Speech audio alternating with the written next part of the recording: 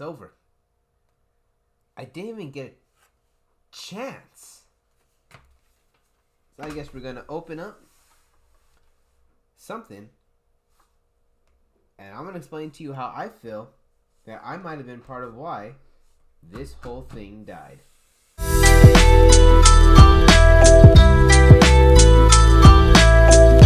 What's up, people? Welcome back to the channel. So you've seen all the videos, you've seen a whole bunch of people put out, you know, this and that. And to be honest, you guys are probably wondering, like why are you talking about MetaZoo? What do you possibly have to do with the downfall of MetaZoo? And like, to be honest, that it's a little bit like, you know, of a I wouldn't say like a overblown statement, but I do feel like people that had my mentality going into MetaZoo is one of the reasons why MetaZoo was not able to make it. So this is just a quick video that I wanted to put out, kind of talking about my feelings on MetaZoo, because I'm not gonna sit there and say that, oh, I really wanted to play, I had so much interest, but I did.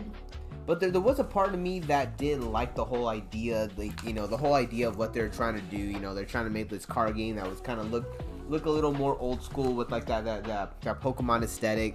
And you know, it was cool as a Kickstarter, and it came out during the pandemic, which is a big boom. So if you like what we do, please feel free to like, subscribe. If not, it is all cool. We're trying to get a 500 subscribers. Once you get there, we do plan to do a cool giveaway. We mostly do Yu-Gi-Oh related content. Sometimes we do stuff with One Piece, occasionally Pokemon. MetaZoo is something, like I said, I'm gonna go into it, like, you know, like with my side of MetaZoo, and, you know, and do a little bit of, you know, opening this set right here. So the reason why I said that, like, I feel like I might have a part of the downfall of MetaZoo is because one of the main reasons why I feel MetaZoo didn't make it was because there wasn't enough interest in the actual gameplay of the cards. A lot of the people that I talked to were mostly into MetaZoo for the collectible aspect, or because they thought that it was going to go up in price. For example, that's what I thought. I actually picked up a couple of these special, you know, special edition, you know, Smokey the Bear things. I have two more. I don't know where they're at right now. I'm gonna start scouring my stuff to like find it. I haven't played somewhere, but I found one of them, and I thought, you know, let me just open one for this video and kind of talk about, like, it's like someone from the outside looking in on why I feel MetaZoo just didn't make it. So I'm gonna talk about like one of the like one of the first like one of the main things that I kind of felt why MetaZoo didn't make it was there just wasn't a lot of interest in the actual gameplay.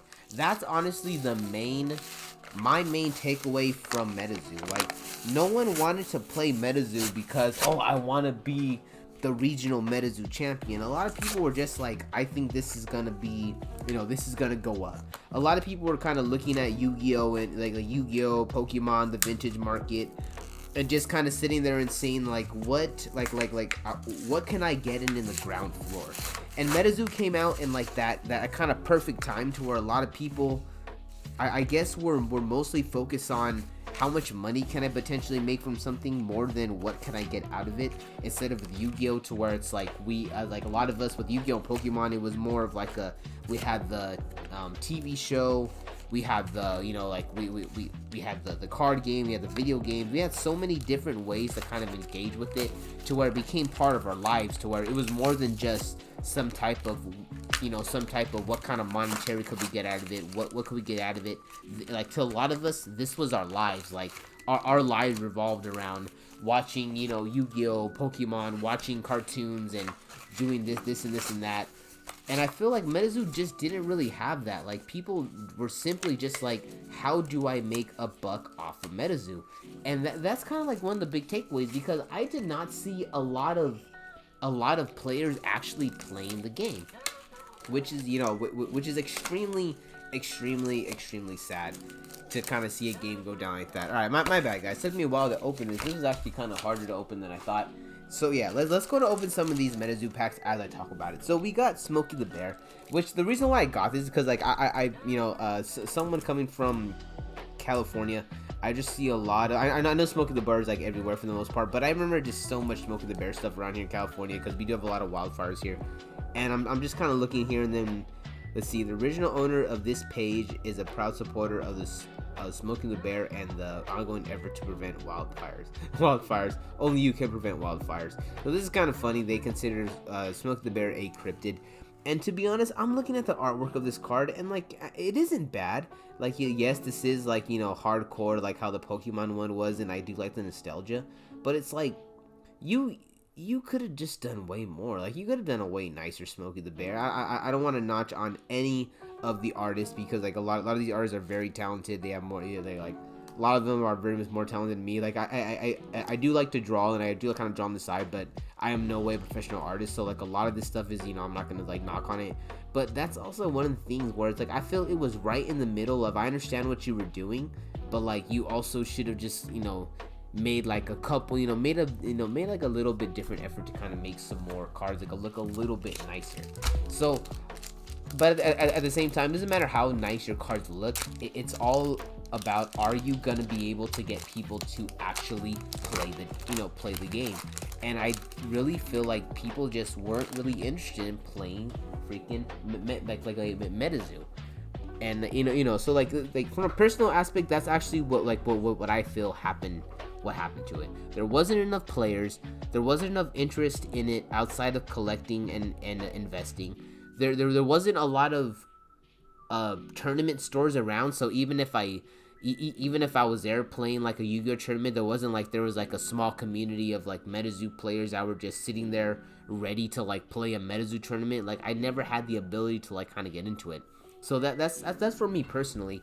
But from listening to a lot of people's videos, because I was very interested in this topic, it seems like it goes way deeper. So these are different things I'm gonna start talking about, which are just points from different people's videos, kind of talking about it. And then at the end, I'll talk about what I feel the future of MetaZoo is going to be. So here we go. Let's see. So we got this sheep right here. So like I said, like this is like this artwork is just a little bit like weird. Like, it isn't bad, but it's just like it isn't like, you know, like the greatest thing ever. Let's see, like, so this is kind of like, I thought that said Riz for some reason, Rays. I was like, okay, so we got like, you know, the hit stuff here in the lake. Then we got some like the river mermaid, smell flying gears. Yeah, see, like this stuff right here, like, I mean, it isn't like the worst or anything, but it's just like, you know, it's like, this is not like, I don't know exactly what we're trying to like what exactly are we trying to save the holy? I don't know what this is. Pulp Link monster. So we got like a shiny right here. This is the Pascal River aliens. Okay. Then you got the Frozen Spirit, Smo's Token, Chibi Playground. Now that looks pretty cool. See, like, I mean, some of this stuff looks pretty nice. Like, I mean, isn't the worst. But like to be honest, like I'm watching like a lot of other people's videos, and a lot of other people are talking about how there wasn't a lot of, like, they weren't really good to their like stores. Like, there was like a lot of, like, you know, a lot of stores had to pay like a really high price into some of their tournament kits to be able to hold tournaments. And then on top of that, they especially at the end of their run, apparently they were banking, they were like having pre-sales for, like, you know, for their product, and then getting pre-sales, and then trying to print all their product with their pre-sale money in order to fulfill the pre-sales, but then not be able to like fulfill all others. I don't know. It just kind of sucked to like see like a company kind of like go down the way the way they did. And some of this stuff is not that bad. Like, you know, like, I mean, you know, see, this right here gives me hella Pokemon vibes, you know, right here, like ready for the defender. This is kind of really cool. Like, I mean, some of this stuff is not really the worst. Like, you have like a lot of like, you know, like really like cool stuff. Boulder of Power, it's funny. Spirit Veil, it's a cool train. I'm into trains. I like that Spirit Veil right there. Weeping Black Angel, it's really cool. Oh my god, I got the same card. Oh, that kind of sucks. I was kind of hoping for something. Well, to be honest, I really don't know what is like kind of like crazy good. Wampus Cat, I don't know what the hell Wampus Cat is, but that's what that is right there. Skeleton Token, and another Chibi Playground, and a Dark Aura. See, this looks pretty cool. I have no idea what this is, but it's just kind of like a Dark Aura. But like I said, like, it's just like a mixture of like cards that look pretty cool, cards that are kind of look a little weird, and then a lot of people saying that, like, you know, the art was just kind of off. And then like the last thing I want to talk about, to be honest, that was off-putting to me, even though I feel like, yeah, I understand them, like from I guess like when you're looking at it, it's a really big brand. But when they did the Hello Kitty, the whole Hello Kitty thing, I was kind of like, what's going on here? Like why is MetaZoo like what does cryptids have to do with Hello Kitty?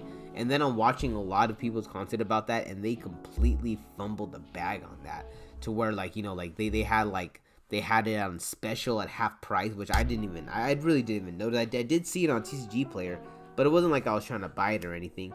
So it was kind of like a situation where you had a lot of these toxic. Well, I like that card, Toxic Water. It's pretty cool.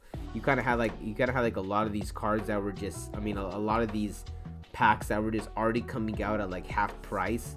And yeah, like, I don't know. I really feel like this, you know, like, oh, this is kind of cool. Awful. I like the artwork on this one. Looks pretty cool. And look, so yeah, this is the same thing I got. Like, I don't know, man. Like, I guess I don't know what kind of packs I got. I'm not really tripping on that. Overgrown City, that's pretty cool. And Forest Aura.